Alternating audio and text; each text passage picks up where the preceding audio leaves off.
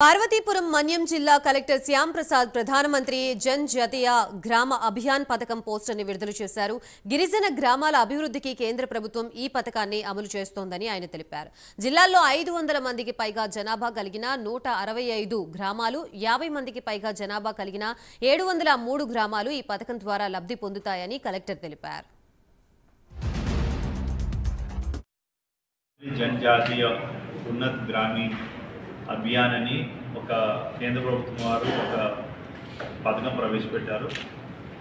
So ఇందులో భాగంగా ముఖ్యంగా గిరిజన ప్రాంతాలకు సంబంధించి 25 విభాగాల్లో సాచురేషన్ మోడ్లో అభివృద్ధిని తీసుకురావడం దీని యొక్క ప్రధాన ఉద్దేశం. సో దాంట్లో భాగంగా మన జిల్లాలో 500 కన్నా ఎక్కువ మంది ఎస్టీలు ఉన్నటువంటి గ్రామాలు 165 గ్రామాలు ఉన్నాయి.